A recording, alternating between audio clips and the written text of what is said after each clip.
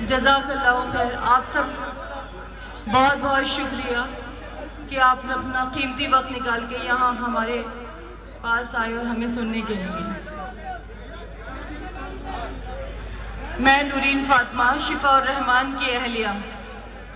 شفاء الرحمان جو ایک دہشت گرد ہیں، جو ایک دنگائی ہیں، ایسا لوگ کہتے ہیں.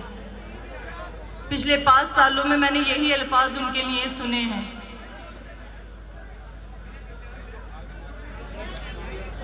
پانچ سال میں صبر کرتی رہی اس بات کا کہ شاید میرے ساتھ کچھ انصاف ہو جائے. چکر لگاتے رہے ہم عدالتوں کے، ایک کے بعد ایک ڈیٹ، ایک کے بعد ایک ڈیٹ.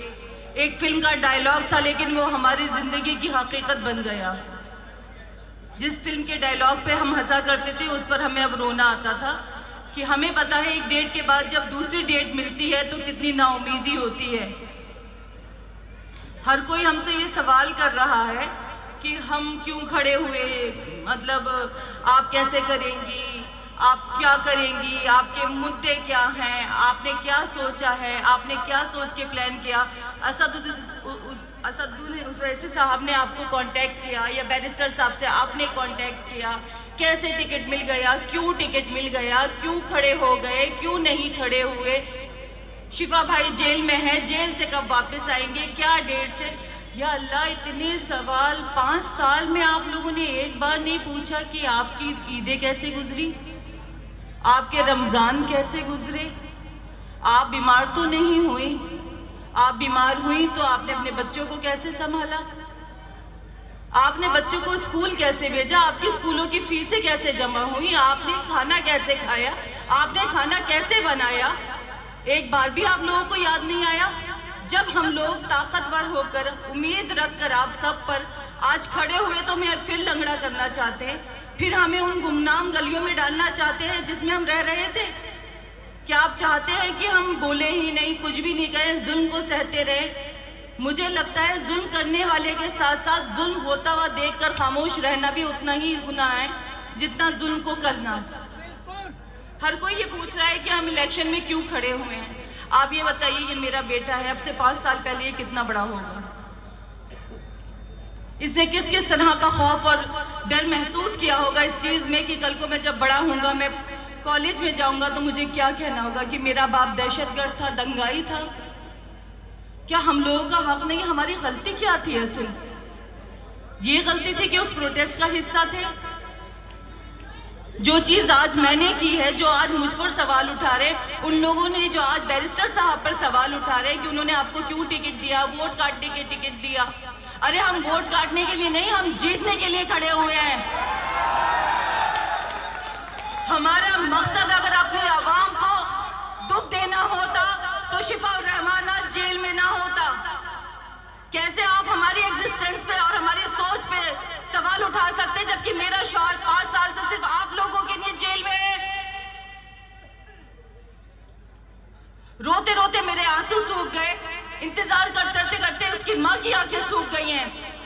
امیدیں ہماری ٹھنڈی پڑ گئی اس چیز کے لیے کہ کبھی ہمیں انصاف ملے گا. آج میں آپ لوگوں کے پاس آئی ہوں، آپ بتائیے کیا شفاء الرحمان غلط ہے؟ کیا شفاء الرحمان نے کچھ غلط کیا ہے؟ ایک بندہ آ کر بولے، ایک بندہ آ کر مجھے یہ بتائے کہ شفاء الرحمان نے اس کے ساتھ غلط کیا. یا جو آپ بتائیں کہ شفاء الرحمان کے ساتھ جو 5 سال میں ہوا کیا وہ ہونا چاہیے تھا؟ میرے بچوں کی کیا غلطی ہے؟ کیا آپ لوگوں کے بچے نہیں ہیں؟ کیا شفاء الرحمان آپ کا نہیں ہے؟ آج آپ کیوں ڈر رہے ہیں؟ کیوں خوف میں ہے کہ بی جے پی آئے گی؟ بی جے پی آئے گی تو کیا ہو جائے گا؟ اس سے برا کیا ہو جائے گا؟ میرے لیے اس سے برا کچھ نہیں ہو سکتا. میرا سرپرست مجھ سے چھین لیا گیا کیونکہ آپ تک یہ آگ نہیں پہنچی ہے، تو اس لیے آپ سوال کھڑے کر سکتے ہیں. میرے سوال تو ختم ہو چکے ہیں کیونکہ میں تو 5 سال سے سوال کر رہی ہوں لیکن جواب ہی نہیں مل رہا. تو آپ بھی اگر میرے ساتھ مل کے میرے ان سوالوں میں شامل ہوں گے تو شاید جواب آئے اور آپ بھی کٹگرے میں کھڑے ہونے سے بچ جائیں. آج میں اپنے بچے کو اپنے ساتھ صرف اسی لیے لائی ہوں کہ میں تو صبر کر سکتی ہوں لیکن بچوں کی صبر اب نہیں، مجھ سے دکھ نہیں دیکھا جاتا.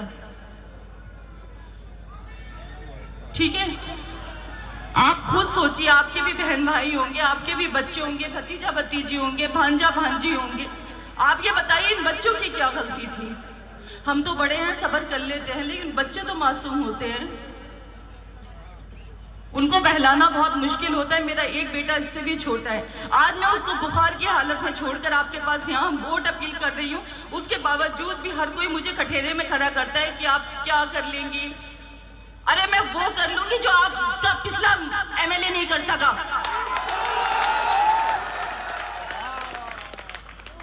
کم سے کم آپ سے جھوٹے وعدے نہیں کروں گی، آپ کی سوچوں سے، آپ کے وچاروں کے ساتھ مل کے جیسا آپ چاہیں گے انشاءاللہ ویسا ہوگا۔ کم سے کم اس سے بہتر اوکھلا ہوگا، اس سے بہتر زندگی ہوگی، اس میں سچائی اور جذبہ ہوگا۔ آپ بھی مطمئن ہوں گے اور میں بھی مطمئن ہوں گی اگر شفا ایم ایل اے ہوگا۔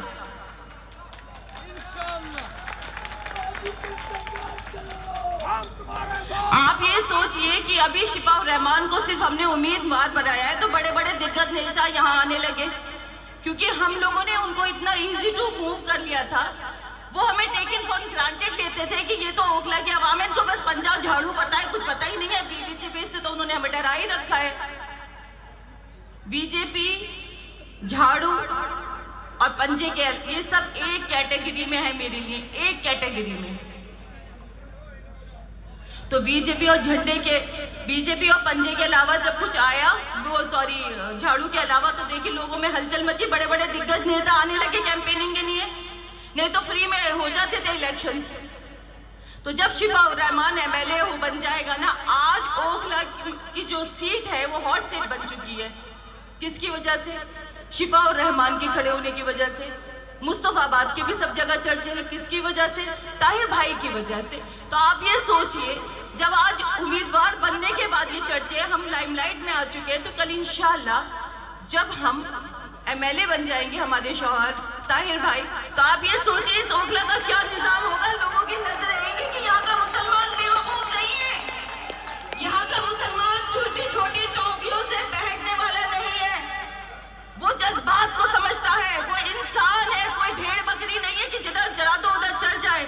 اس کے جذبات ہیں، وہ آپ کی طرح بزدل نہیں ہے، وہ دوسروں کے احساسات سے نہیں کھیلتا۔ مجھے اپنی عوام سے، اپنے اوکھلا کے اپنے سارے بہن بھائیوں سے یہ امید ہے کہ انشاءاللہ وہ میری پریشانی کو بنا بولے سمجھیں گے۔ میں نے اب بہت بول لیا، میں آپ لوگوں سے پلیز درخواست کرتی ہوں، میرے شوہر شفا الرحمان کے لیے ووٹ کیجئے، اور اتنا ووٹ کیجئے کہ اللہ تعالیٰ انہیں بہت اچھی والی کامیابی عطا فرمائے۔ میرے لیے نہیں تو میرے بچوں کے لیے پلیز ووٹ کیجئے۔ جزاک اللہ خیر۔